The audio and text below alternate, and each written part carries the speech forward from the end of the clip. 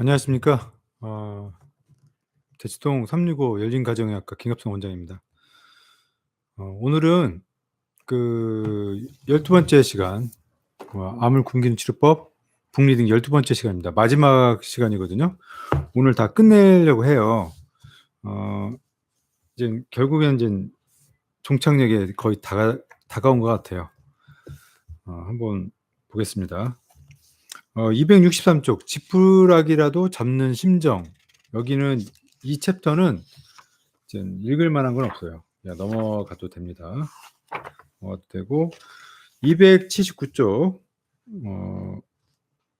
아래에서 세 번째 줄 나는 스트레스와 암과의 관계를 알고 있었다. 그리고 281쪽 아래에서 한 10번째 줄 보시면 디피리다몰 및 스타틴, 즉 콜레스테롤 저하제 그리고 스타틴과 함께 고용량 비타민 C 정맥 영양 주사를 더 많이 맞기 시작했다. 에토톨락은 위장 반응을 지켜보면서 가끔씩 복용했다라고 합니다. 이제 왜냐면 제인이 약간 실수를 해서 이제 생활이 약간 흐트러졌죠. 이제 이것 때문에 이제 올라간 것 때문에 한 거고, 이제 중간에 보면 이제 1999년 약주열 저널에서 뿔남천을 알게 되었고 베르베린을 함유하고 있는 뿔남천을 복용해야 된다는 걸 깨달았다. 이제 베르베린에 대한 얘기가 이제 여기서 나오기 시작합니다. 넘어가겠습니다. 282쪽 위에 세 번째 줄. 암은 당뇨병이나 HIV처럼 오랜 기간 동안 조절하고 치료해야 되는 질병이기 때문이다. 그러니까 이거는 고독한 싸움입니다. 고독한 싸움. 저 중간 내려가시면 자궁경부암과 백혈병의 효과가 있음이 나를 통해 증명되었고 베르베린을 더함으로써 상승 효과가 나타나 도움됐다. 베르베린 얘기가 여기서 나옵니다. 그리고 좀 아래 내려가면 백혈병은 이제 글루타민을 더 많이 이제 이용한다는 거, 그리고 좀 더 내려가면 스타틴 계속하기로 복용하기로 결정했으며 이제 그런 얘기가 나옵니다. 넘어가시고 뭐 특별한 건 없습니다. 287쪽 다양한 암 대사를 보겠습니다. 나의 면역 시스템은 화학요법에 의해 초토화되었고 몇 년 지난 후에도 여전히 그 맹공격으로부터 충분히 회복되지 못한 것 같았다. 2002년 면역력을 높여주었고 혈당을 낮춰주는 베리베린을 김네마로 바꾸었다. 베리베린을 선택했던 많은 이유들 등을 잊어버렸기 때문이다. 사실 베리베린은 항생제로서 매우 효과적이며 군대에서는 항탄저균 제제로 연구 중이다. 라고 돼 있어요. 잘 들리나 모르겠네. 2007년 영국에서 유행한 조류독감으로 인해 집단적인 공포와 히스테리에 빠졌을 때 나는 시메티딘이 면역 증강제이자 강력한 항암 약물임을 발견하였습니다. 여기 보면 그 시메티딘에 대해서 나와요. 이제 넘어가시고 288쪽 보면 중간에 보면 나의 TH2 면역 반응, 즉 항원에 대한 체액성 반응이 지속적으로 상승되어 있음을 발견하였다. 닥터 캐너는 나의 IL5 검사를 하였다. 이것은 감염에 대한 TH1 반응이 억제해 왔던 것이다. 그러니까 TH2가 상승되어 있고 TH1은 이제 감소되어 있다는 거죠. 하나가 오르면 다른 것은 떨어진다. 항히스타민 약물이 TH2 반응을 약화시켜서 TH1 반응을 회복함으로써 이 문제를 해결해 주었다. 연구에 의하면 시메티딘도 이러한 역할을 할 수 있는 것으로 나타났다. 그래서 이제 시메티딘이 이제 필요해진 겁니다.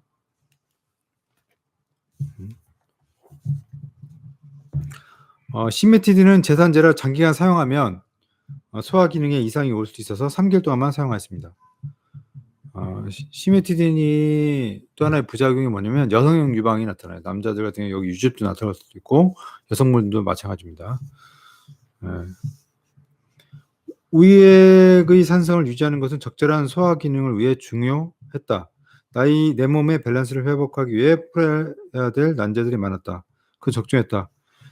끊임없는 세균의 공격에 시달리던 내 몸이 갑자기 예전의 상태로 돌아가게 되었다. 만세. 베르베린을 다시 추가했던 바로 그때였다. 베르베린 얘기가 또 나옵니다. 2007년에는 또 다른 암 환자들을 위한 약들을 조사하다가 당뇨병 치료제로 흔히 쓰이는 맷포민이 암에서 포도당을 고갈시킬 수 있음을 알게 되었다. 이외에 맷포민은 IGF-1과 엠토르, 세포 분화를 위한 핵심 효소를 차단하고 장내에 유익한 세균을 증가시켜 면역력을 증진시키며 산화적 인산화 경로의 한 단계인 헥소키나제 2를 억제하고 젖산이 포도당으로 바뀌는 것을 막으며 인슐린 감성을 증가시키는 등 항암 효과도 있음을 이제 발견한 거죠. 그래서 맷포민이 강력한 무기임이 분명했다 있고요. 좀 내려가시면 식전에 포도당이 오르기 전에 복용하는 것이 더 낫다라고 되어 있습니다. 운동을 언제 하냐처럼 운동은 인슐린과 혈당을 감소시키려면 19, 15분에 운동하는 것이 최선이라는 이제 결론을 이제 우리 이제 제인이 이제 내린 거죠. 타이밍이 결정적으로 중요하다. 맷포민이 효과의 상당 부분은 장에서 나타난다. 베르베린과 비슷한 방식으로 너무 많이 섭취한 포화 지방과 단순당에 의해 나쁘게 변한 장내 마이크로바이오즘을 조절해 준다. 맷포민과 베르베린 모두 장내의 짧은 사슬 지방산을 증가시켜 염증을 줄여주고 장내 방어벽을 유지시켜 준다. 나는 매일 베르베린과 맷포민을 모두 포함시켜 이들을 번갈아 복용하였는데 경우에 따라서는 함께 복용하기도 하였다. 아마도 혈당 측정기 없이 이렇게 해서는 안 되는 것이겠지만 결과론적으로 나쁜 영향은 없었다고 되어 있습니다. 290쪽 아래에서 6번째 줄 보면 프로프라노롤은 베타 차단제로서 VEGF 즉 내피 혈관 내피 성장 인자를 낮추는 데 도움이 된다. 그리고 또 암에 영향을 공급하는 신생 혈관을 자극하는 데 성장 인자인데 VEGF가 프로프라놀은 기질 금속 단백 분해 효소 즉 매트릭스 메탈로 프로테이나제 2와 9 그러니까 즉 MMP2와 MMP9을 차단해서 종양 주의 조직 비계가 붕괴되는 것을 막아 암이 전이되지 못하게 하는데 이제 기여를 하는 거죠. 근데 이것은 프로프라놀은 디피리다몰과 상호작용이 있는데 둘 다 혈압을 좀 낮추기 때문에 좀 신경을 써야 됩니다. 디피리다몰 또한 MMP2와 WNT 시그널링을 차단하는 것을 발견했고요. 썰린닥은 대장 직장암에 매우 유효한 NSAID인데 좀 구하기가 좀 어렵다고 써 있어요. 나는 사람들에게 자신의 문제 목록 차트를 만들 것을 권유하였다. 라는 것과 좀 아래에서 9번째 줄 보면 저탄수화물 식이의 중요성과 통합적인 접근 및 규칙적인 보충제의 복용의 필요성을 충분히 이해할 수 있었다라고 되어 있습니다. 그러니까 식이요법 이탈에서 이제 다시 이제 사기 질병이 발병할 수 있다라는 거죠. 쭉 내려가시면 맨 아래에서 세 번째 줄 내가 여러모로 공부를 하면 할수록 모든 환자들이 다음 세 가지의 다량 영양소를 끊을 필요가 있다는 걸 알게 됐다. 나쁜 지방과 단순 탄수화물, 그러니까 포도당이죠. 그리고 단백질, 특히 이제 글루타민을 끊어야 된다는 거죠.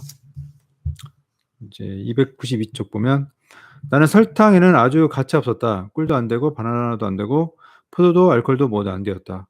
정말로 암을 굶겨야만 했다라고 되어 있습니다.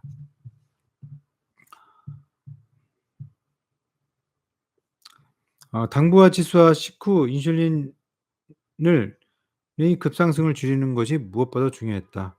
IGF-1을 차단하는 것은 단지 한 가지 측면이고 이와 더불어서 포도당과 인슐린을 낮추고 포화지방과 단백질을 줄여야 하는 것이 분명히 더 나은 방법이었다. 그러니까 차트를 자기 나름대로의 차트를 만드는 거죠. 그게 중요하다. 그래서 이제 여기 제인이 293쪽에 의해서 5번째 줄 보면 나를 위해서 했던 작업을 간단하게 설명하자면 기본적인 삼각형 다이어그램을 만들어서 내가 복용하는 각각의 약물이 다량 영양소를 어떻게 고갈시키는지 한눈에 보게 했다 이거죠. 그래서 여기 294쪽에 이제 그림을 봅시다. 그림 15-1. 삼각형의 한쪽에는 단백질, 탄수화물, 지방이 있죠. 각각에 대해서 메포민, 탄수화물 같은 메포민하고 베르베린, 단백질 같은 경우는 디피다몰, 그리고 지방 같은 경우는 스타틴이 이제 합심을 해서 이제 굶기는 이론이죠. 이거 복귀했습니다. 디피다몰은 암에서 핵산과 기타 단백질을 고갈시켰다. 메포민과 베르베린은 포도당을 이제 고갈시켰고요. 로바스타틴은 지방을 고갈시켰습니다. 이렇게 이제 세 가지 삼면에 따른 삼각형 이론으로 이제 암을 이제 굶겨 놓은 후에 고용량 비타민 C와 오존과 에토톨락과 로바스타틴의 조합과 같은 킬러들을 투입하였다라고 되어 있습니다. 모두 다 세포 자멸사를 촉진시켰다. 295쪽 중간 아래에 보면 암은 끊임없이 새로운 방식으로 연료 공급 루트를 바꾼다라는 거 기억하셔야 되고요. 그래서 아래에서 네 번째 줄 보면 치료는 절대적으로 통합적인 방식이어야 한다. 내 이론은 암을 굶기려면 주요한 연료 루트를 동시에 차단해야 한다는 것이다. 암에게는 자비를 베풀지 말자 이거죠. 296쪽 보면 종약 전문의들은 보안요법이라고 하면 단호히 반대하는데 그런 경향이 있었다라는 거 좀 언급되어 있습니다. 297쪽에는 성공과 실패인데요. 이게 3중 음성암, 즉 우리가 트리플 네거티브 브레스트 캔서거든요.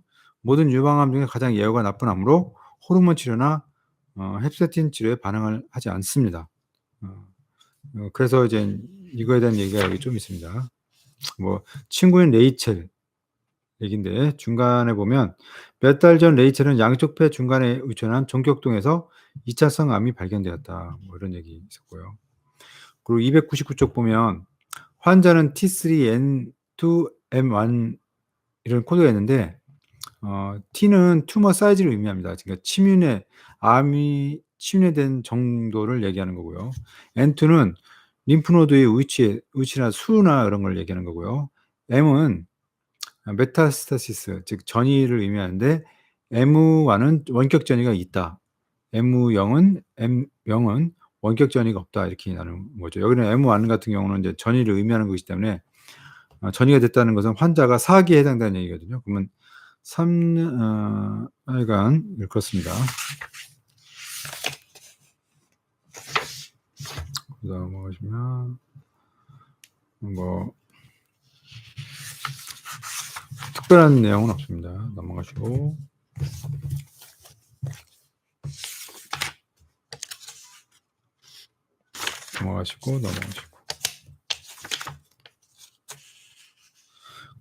일단 사기로 진단받으면 사실 선택할 치료법이 거의 없어요. 그러니까 암 대사 치료법으로 접근한 방법밖에 없습니다. 사실은. 312쪽 첫째 줄 보면 암은 줄기세포와 빠르게 분열하는 세포, 이 두 종류의 세포를 가지고 있는데 종의학 전문의들은 빠르게 분열한 세포를 치료 대상으로 삼는다. 그러나 암 줄기세포는 전혀 손을 쓰고 있지 못하다라는 현실에 대해서 얘기되어 있습니다. 313쪽 우연의 일치. 2015년 2월 아침에 녹차를 마시면서 신문을 읽었는데 아래에서 이제 5번째 줄 보면 그는 항암 치료를 하는 동안에 칼슘 기량제는 베라파밀, 그리고 여드름 치료에 사용하는 아쿠탄을 사용했는데, 그리고 타목시펜도 사용했는데, 그리고 굉장히 좋았다. 타목시펜은 이제 IGF-1을 저해주는 목적으로 사용했다는 얘기죠. 그리고 제인은 현재 IGF-1 차단 대로 메포민을 매일 복용하고 있는데 항노화 효과가 있다라는 거. 그리고 314페이지 지금 하고 있습니다. 케어 온콜라지 클리닉이라는 병원이 나왔다라는 거. 여기서 항생제인 톡시사이클린과 항구충제인 메벤다졸 그런 거, 그리고 디피다몰에 대한 이야기, 그리고 엔세이드 고려하고 있다는 거, 이런 프로그램에 대해서 이제 얘기하고 있습니다. 315쪽 보면 독시사이클 항생제이고 메벤다졸은 소화에서 요충을 치료하는 데 사용되는 흔한 구충제다라는 거. 이것이 뭐냐면 이제 여러 미생물에 의한 공동 감염에 의해서 유발된 것일 수도 있다. 암이 이제 그걸 얘기하는 겁니다. 넘어가시고 사실 거의 끝나갑니다. 이제 넘어가시고 322쪽 보기 칸에 보면 세 번째 줄 보면 예방 접종 몇 주 전에 좋은 프로바이오틱스를 복용하는 것이 좋다. 그런 거. 그리고 비타민 D에 대한 얘기, 그리고 써란다고 로바스타틴이 대장암에 사용되었고, 있다는 얘기, 그리고 저용량 날트렉손, 알파 리포산, 이런 얘기가 이제 여기 살짝 서신에 이제 언급되어 있다는 거죠. 323쪽 세상과의 전쟁 있는데, 특별한 얘기는 여기는 없습니다. 그냥 지나가셔도 되고, 여기 334쪽이죠. 334쪽. 중간에 보면 케어 온콜로지 클리닉이 나에게 좋았던 점은 오프라벨 약물뿐만 아니라 환자에게 섭취했던 영양치료제와 다른 치료 방법에 대한 정보도 수집하고 분석해 나왔다는 것이다. 진료를 받는 동안에 환자들은 고용량 비타민 C 정맥 주사, 고압 산소 치료, 비타민 D, 레이어트릴, 데마오일, 오프라벨 약물 등에 대해 소개를 넣는다. 이러한 것을 이제 했다는 얘기죠. 우리나라에도 케어 온콜로지 클리닉처럼 이제 많은 기능의학하는 이제 의사 선생님들이 준비를 많이 마쳤습니다. 그 준비를 하고 있어요. 의사 기능의학 선생님들은 이제 여러 환자 암 분들을 볼 준비를 지금 거의 마쳤다고 보시면 됩니다. 하는 분들은 이제 이 책을 비롯해서 다양한 이제 지식을 이제 쌓아서 이제 오셔야 돼요. 그 외에 특별한 얘기가 없네요. 그리고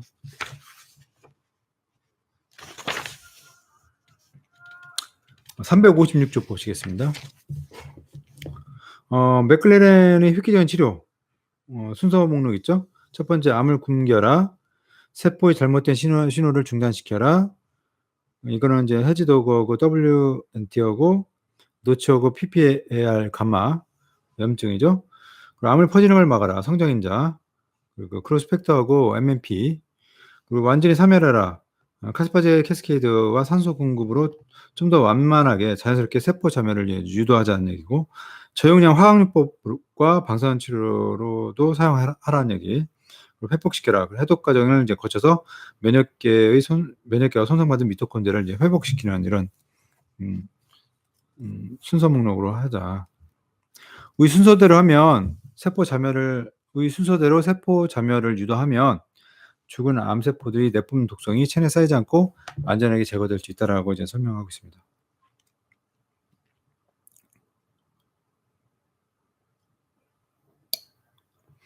어, 358쪽 첫째 줄 보면 암은 각자 고유의 대사와 유전자 변이에 의해 발생하기 때문에 특정 치료 하나만으로는 절대 치료될 수 없다. 예를 들면 MYC 진이 과발현된 암들 같은 경우는 글루타민에 의해 증식이 촉진되고, 이런 암 환자들은 식단에서 단백질을 빼고 이제 채식 위주의 이제 식단하는 게 좋다는 거. 악성 흑색종, 전립선암, 프라프 유도암 같은 경우는 지방과 글루타민에 의존하기 때문에 케토제닉 다이어트는 이제 피해야 된다는 이런 얘기 있었습니다.